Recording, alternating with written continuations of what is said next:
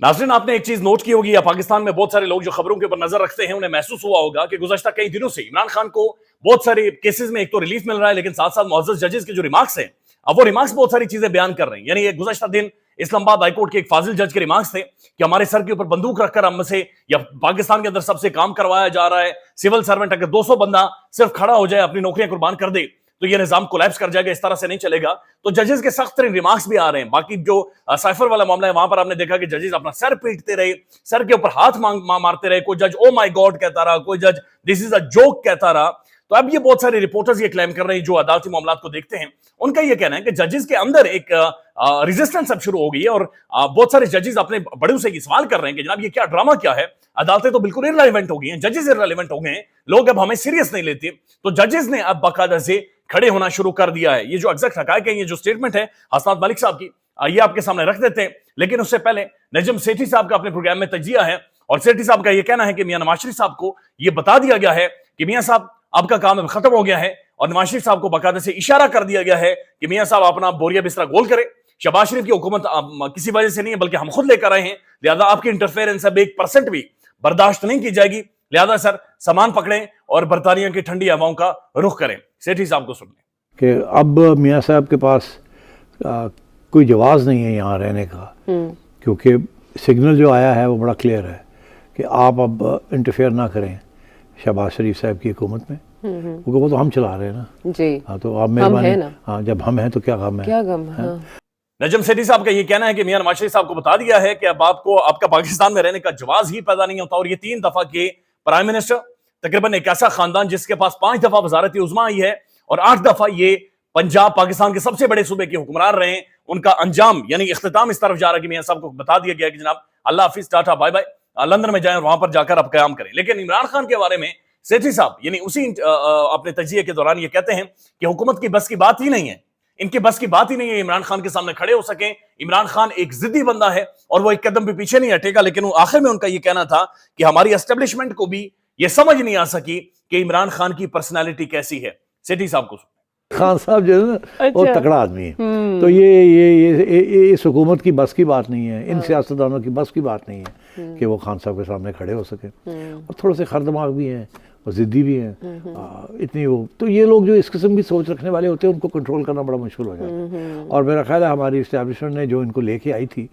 उनको पता ही नहीं था कि इनकी पर्सनैलिटी क्या है।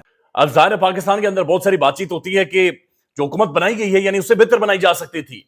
यानी आपने देखा होगा कि रिजीम चेंज के बाद लोगों का रद्द-ए-अमल ये था कि पाकिस्तानी अवाम का ये कहना था कि अगर खान को गिरा दिया गया था तो बेहतर था कि उससे बेहतर लोगों को लाया जाता, टेक्नोक्रेट्स को लाया जाता, ऐसे लोगों को लाया जाता जिनके ऊपर अवाम एतमाद करती। तो इसके ऊपर मुनीर फारूक साहब का एक तजिया है, एक क्लिप वायरल है सोशल मीडिया पर, जिसमें वो ये कह रहे हैं कि एस्टेब्लिशमेंट को असल में होनहार लोग नहीं चाहिए, उन्हें ताबेदार लोग चाहिए।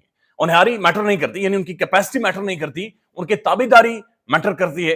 मुनीर फारूक साहब बाकायदा से ये प्राइम टेलीविजन में ये बात कर रहे हैं। एस्टेब्लिशमेंट को चाहिए कि जी उन्हें होनहार टीम चाहिए। देखिए मैं उसके अंदर सिर्फ एक इजाफा कर देता हूं बसद एहतराम कि उन्हें होनहार के साथ ताबेदार टीम चाहिए। पाकिस्तान के पावर कॉरिडोर्स पर मौलाना फजलुर रहमान साहब, मौलवी फजलुर रहमान भी बहुत ज्यादा गुस्से में हैं और एक तहरीक बाकायदा से पाकिस्तान के अंदर शुरू करने जा रहे हैं। तहरीक इंसाफ भी एक तहरीक जिसके हवाले से मुराद सईद साहब ने ट्वीट भी किया है, शुरू करने जा रही है। लेकिन मौलवी फजलुर रहमान बहुत ज्यादा गुस्से में, उनका यह कहना है कि एस्टेब्लिशमेंट ने तमाम पुराने रिकॉर्ड इस दफा तोड़कर रख दिए हैं और उनका हरगिज ये जो तनकीद है ये दिफाई सलाहियत के ऊपर नहीं है, बल्कि पॉलिटिकल रोल के ऊपर उनकी जो तनकीद है वो है। मौलाना फजलुर रहमान साहब बाकायदा से क्या बात कर रहे हैं, हालांकि टेलीविजन उन्हें उस तरह से आजकल ना तो कवरेज दे रहा है, ना तो मौलाना साहब को बाकायदा से पुकारा जाता है, बुलाया जाता है, बल्कि मौलाना साहब कोई प्रेस कॉन्फ्रेंस कर देते हैं, बातचीत कर देते हैं और किसी ना किसी यूट्यूब चैनल पर आ जाती है। मौलवी साहब की बातचीत सुन कि इस इलेक्शन में हमारी एस्टेब्लिशमेंट ने पाकिस्तान की 75 साल तारीख के करप्शन के रिकॉर्ड तोड़ दिए। शर्म आनी चाहिए लोग। मैं वाज़ेह ऐलान करता हूं कि मैं दिफाई कुव्वत पर तनकीद नहीं कर रहा हूं। जब मेरी दिफाई कुव्वत सियासी कुव्वत बन गई है तो फिर सियासी कुव्वत पर तनकीद करना मेरा हक।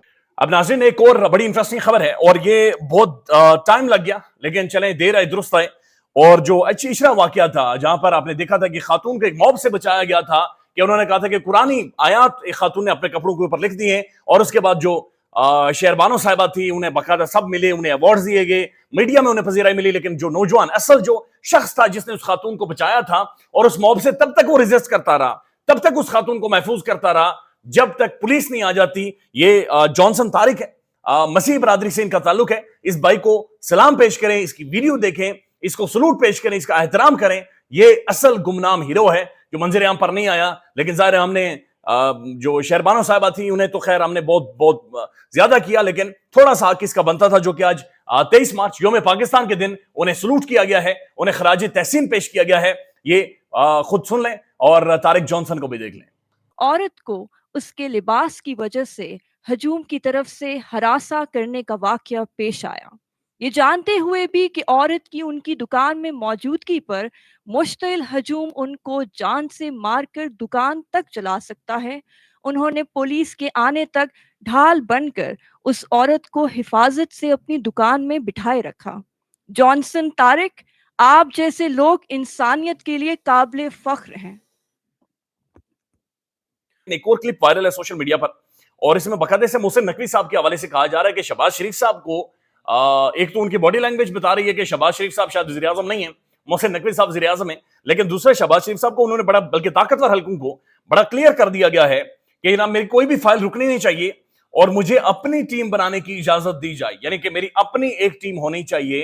اور محسن نقوی صاحب ایسا محسوس ہو رہا ہے کہ پاکستان کے اندر اس وقت پاکستان کے وزیر اعظم سے بھی زیادہ طاقتور ترین شخصیتیں، اور ظاہر ہے جن کے بارے میں پاکستان کے پرومیننٹ انگریزی اخبار لکھتے رہے کہ جناب کسی کی جانب سے نہیں آئے، لیکن جس کی جانب سے بھی آئے ہیں، لیکن اس وقت پاکستان میں موسٹ ریلیونٹ اور طاقتور ترین شخصیت پاکستان کے اندر سمجھے جا رہے ہیں۔ اب آپ نے دیکھا کہ بہت سارے کیسز میں عمران خان کو ریلیف بھی ملا، پھر بہت سارے کیسز میں ججز کے ریمارکس اور ایسے ریمارکس آئے کہ جو پاکستان کی عوام دنگ رہ گئی، یعنی جن کے بارے میں لٹرلی پاکستانی عوام نے یہ کہا کہ ہمیں معلوم ہے لٹیروں کے تمام ٹھکانوں کا، شریک جرم نہ ہوتے تو مخبری کرتے، چونکہ جو ججز کے ریمارکس تھے وہ ایسا ہی محسوس ہو رہا تھا کہ جناب شریک جرم نہ ہوتے تو مخبری کرتے، کہ جہاں پر ججز یہ کریں کہ ہمیں سب کچھ پتا ہے، سب کچھ پتا ہے کہاں سے کنٹرول ہو رہا ہے، لیکن میرا منصف بھی اگر ہاتھ نہیں پکڑ پا رہا تو پھر پاکستان کی عوام کا کیا ہوگا۔ اب جی حسنات ملک صاحب ہیں، یہ پرومیننٹ پاکستان کے پرومیننٹ کورٹ رپورٹر ہیں، اور بڑا زبردست ان کی ظاہر انسائٹ بھی ان کے پاس ہوتی ہیں اور تجزیہ بھی ان کا زبردست ہوتا ہے۔ گزشتہ دن شاہ زیب خانزادہ صاحب کے پروگرام میں حسنات ملک صاحب سے باقاعدہ سے سوالات پوچھے گی اس حوالے سے کہ جو خان کو ریلیف مل رہا ہے، اصل میں یہ کیا ایک ہواؤں کا رخ بدل رہا ہے، چیزیں ٹھیک ہو رہی ہیں، یہ عدالتی ریلیف عمران خان کے لیے آنا شروع ہو گیا ہے۔ حسنات ملک صاحب کا یہ کہنا تھا کہ بظاہر نظر آ رہا ہے کہ عدلیہ پر 8 فروری کے نتائج کا اثر ہوا ہے، اداروں کے سربراہان کا بہت اثر ہوتا ہے، لیکن نیچے بہت تبدیلیاں ہیں، بہت فرق آ چکا ہے، ججز نے سوالات اٹھانا باقاعدہ سے شروع کر دیے ہیں۔ 8 فروری سے مراد یہ ہے کہ جناب جب سے پاکستانی عوام نے مینڈیٹ دیا ہے عمران خان کو، اس کے بعد سے یہ محسوس کیا گیا کہ نہیں، جس بندے کے پیچھے عوام کھڑی ہے وہی اصل لیڈر ہے، وہی اصل رہنما ہے، اور اسی کے اوپر جعلی کیسز بنائے گئے ہیں۔ حسنات ملک صاحب اس کے بعد کہتے ہیں کہ ہو سکتا ہے کہ قاضی فائز عیسیٰ اسٹیبلشمنٹ یا حکومت کے بجائے پی ٹی آئی کو سب سے بڑا مسئلہ سمجھتے ہوں۔ اب یہ بڑا اہم ترین ریمارک ہے کہ تمام تر ججز ایک طرف ہیں اور جو عامر فاروق صاحب ایک طرف ہے۔ علیمہ خان صاحبہ کے عمران خان صاحب کی بہن کا یہ کہنا تھا کہ عامر فاروق صاحب کی تو باقاعدہ ڈیوٹی لگائی گئی ہے کہ آپ نے خان کو باہر نہیں آنے دینا۔ اسلام آباد ہائی کورٹ کے ججز میں بھی کیسز کی تقسیم پر بحث ہو رہی ہے۔ Lahore high court full court meeting میں ایک جج نے سوالات اٹھائے اور کہا کہ پی ٹی آئی کی خواتین قیدیوں کی ضمانت کیوں نہیں ہو رہی۔